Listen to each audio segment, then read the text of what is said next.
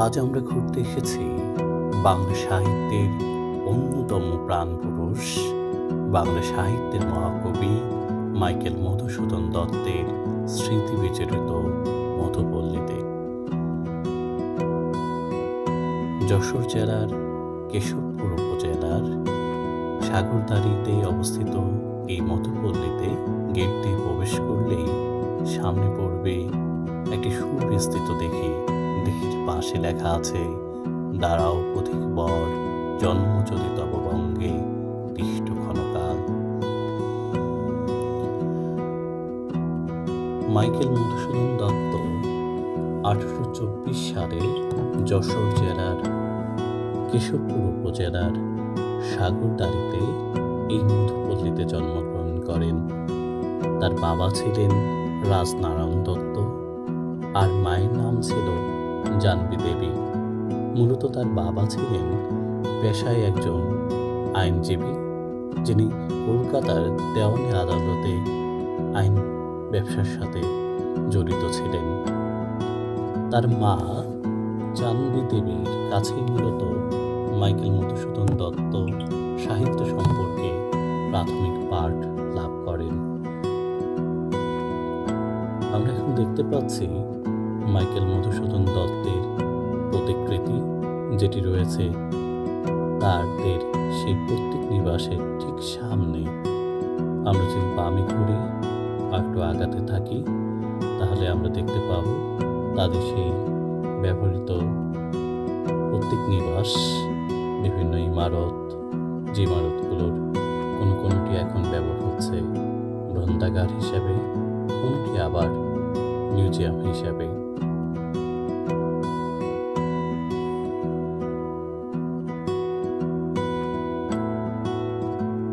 মিউজিয়ামের সামনে দিয়ে বাম দিকে হাঁটলে আমরা দেখতে পাই শান বাঁধানো ঘাট, যেটা কবির পরিবার ব্যবহার করত।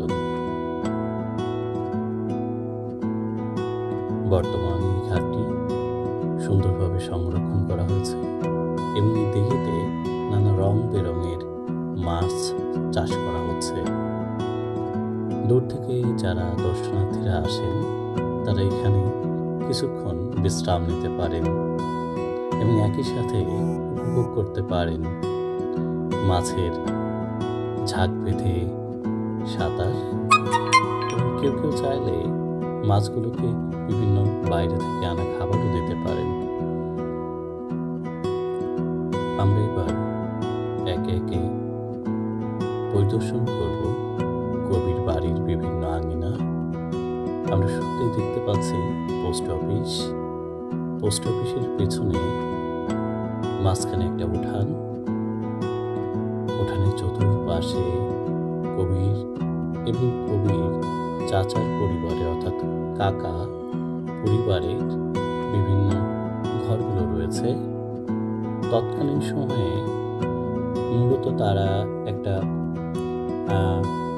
পারিবারিকভাবে যেমন বনেদি পরিবার ছিলেন, এবং তার সাথে সাথে কিন্তু তার অনেকটা সংঘবদ্ধভাবে, অর্থাৎ সমস্ত পরিবার একসাথে মিলে তাদের সেই পারিবারিক যে ঐতিহ্য, সেটা মেনে কিন্তু তারা এখানে বসবাস করতেন। আমরা এবার প্রবেশ করার চেষ্টা করব মাইকেল মধুসূদন দত্তের নানা স্মৃতি যেখানে সংরক্ষণ করা আছে সেই মিউজিয়ামে। খুব চমৎকারভাবে ফুল গাছ দিয়ে সাজানো, সারি সারি ফুল গাছ। দর্শনার্থীদের ভিড় প্রতিদিন লেগেই থাকে। একটু আগালে সামনে প্রথম আমাদের যে সূর্য ভবনটি নজরে আসবে, সেটি কবি মাইকেল মধুসূদন দত্তের পারিবারিক মন্দির, যেটা সেই সময়ে ব্যবহার হতো, এখন সংরক্ষণ করা হয়েছে।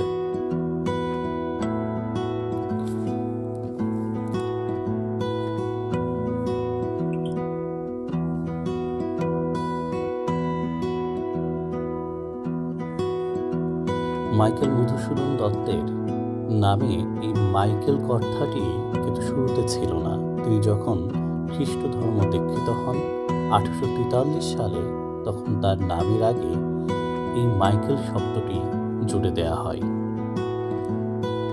এবং এরপর থেকেই তিনি মাইকেল মধুসূদন দত্ত হিসেবে পরিচিত ছিলেন। এর ফলে তার বাবা কিন্তু তার সাথে সম্পর্ক ছিন্ন করেন, কিন্তু সম্পর্ক ছিন্ন করলেও মধুসূদনের পড়াশোনার খরচ তিনি তারপর 4 বছর দিয়েছিলেন। অমিত প্রতিভাধর এই কবির পরবর্তী জীবন বেশ বৈচিত্র্যপূর্ণ। আমরা এখন দেখতে পাচ্ছি মাইকেল মধুসূদন দত্তের বিভিন্ন সামগ্রী যা তিনি ব্যবহার করতেন বা তার পরিবার ব্যবহার করত, সেগুলো একে একে।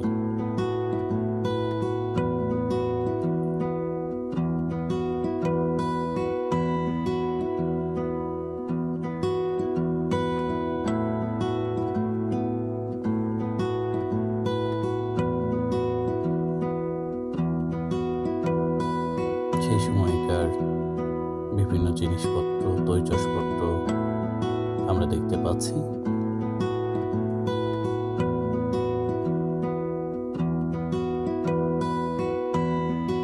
তার ব্যবহৃত পালং, পাশে টেবিল, টেবিলের পাশে লোহার সিন্দুক, কাপড় রাখার আলনা। মাইকেল মধুসূদন দত্ত 12টি ভাষা জানতেন, অর্থাৎ বিভিন্ন ভাষায় তার দক্ষতা ছিল। মাইকেল মধুসূদন দত্ত বনেদি পরিবারে জন্মগ্রহণ করে ইংরেজি সাহিত্যের প্রতি তার দুর্বার আকাঙ্ক্ষা থেকে তিনি মূলত প্রথমে ইংরেজি ভাষায় সাহিত্য চর্চা শুরু করেন। পাশ্চাত্য ভাষা প্রেম, সাহিত্য প্রেম তাকে মূলত প্রথমে উদ্বুদ্ধ করেছিল ইংরেজি সাহিত্য রচনায় মনোনিবেশ করতে, কিন্তু পরবর্তীতে তার মোহ যখন ভঙ্গ হয় তখন তিনি বাংলা সাহিত্য চর্চা শুরু করেন।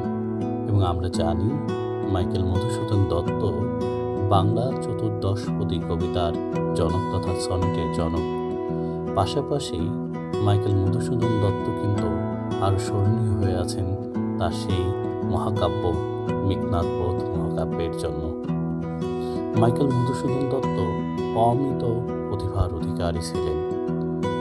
ঠিক তার এই মিউজিয়ামের সংগ্রহশালার পাশ এসে বিভিন্ন জিনিসের মাঝে তার স্বাক্ষর আমরা দেখতে পাই। তার এই মিউজিয়ামে তৈজসপত্রের পাশাপাশি কিন্তু তার বিভিন্ন লেখনীগুলো সংরক্ষিত আছে, যা আমাদেরকে এখনো মুগ্ধ করে। আমরা দেখতে পাচ্ছি তার ব্যবহৃত বা তার পরিবারের ব্যবহৃত সেই সিন্ধুক।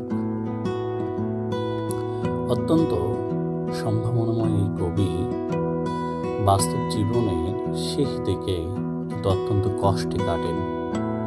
তিনি মাঝে যখন ফ্রান্সে যান, ফ্রান্সের ভার্সাই শহরে বেশ কিছুকাল অবস্থান করেছিলেন। বৈবাহিক জীবনে তিনি, আমরা যা জানতে পারি, যে 2টি বিবাহ করেছিলেন। শেষ যে বিবাহ হয়েছিল তা হয়েছিল এমিলিয়া হেনরিয়েটার সঙ্গে, যিনি সোফিয়া নামে পরিচিত ছিলেন অনেকটা। এই কবির শেষ জীবন যখন অনেক কষ্টে কেটেছিল, তখনও কিন্তু তার স্ত্রী হেনরিয়েটা সোফিয়া কিন্তু তার পাশে ছিলেন। আমরা এখন দেখতে পাচ্ছি মাইকেল মধুসূদন দত্ত যেখানে জন্মগ্রহণ করেছিলেন সেই কবির প্রসূতি স্থল। মাইকেল মধুসূদন দত্ত অসংখ্য সাহিত্যকর্ম করেছিলেন। তার ভিতর যেমন আছে বাংলা সাহিত্যের অন্যতম শ্রেষ্ঠ নাটক শর্মিষ্ঠা, 1859 সালে তিনি রচনা করেছিলেন। প্রহসনের জন্য মাইকেল মধুসূদন দত্ত কিন্তু বিখ্যাত। একেই কি বলে সভ্যতা, বুড়ো শালিকের ঘাড়েরও, তিলোত্তমা সম্ভব, পদ্মাবতী, কৃষ্ণকুমারী, এগুলো তো ছিলই। আমরা এখন দেখতে পাচ্ছি মাইকেল মধুসূদন দত্তের সেই স্মৃতি বিজড়িত কপোতাক্ষ নদ, কপোতাক্ষের পাড়। অনেক দূরে সেই ফ্রান্সের ভার্সাই নগরীতে বসেও যে নদীর কথা তিনি তার কপোতাক্ষ নদ কবিতায় প্রকাশ করেছিলেন, যা তার অনন্য দেশপ্রেমেরই স্বাক্ষর বহন করে। আমরা সেই কপোতাক্ষ নদীর পাড়ে বর্তমান দৃশ্য দেখতে পাচ্ছি। এখনো দর্শনার্থীরা দেশ বিদেশ থেকে আসেন এবং এখানে দাঁড়িয়ে কবি মাইকেল মধুসূদন দত্তের স্মৃতিকে স্মরণ করেন। মাইকেল মধুসূদন দত্ত শেষ জীবনটি কলকাতায় কেটেছিল। অত্যন্ত আর্থিক কষ্টের মাঝে তিনি দিনপাত করেছিলেন। কবির স্বাস্থ্য সহসাই ভেঙে যেতে থাকে এবং 1873 সালের 29শে জুন রোববার তিনি মারা যান। মাইকেল মধুসূদন দত্ত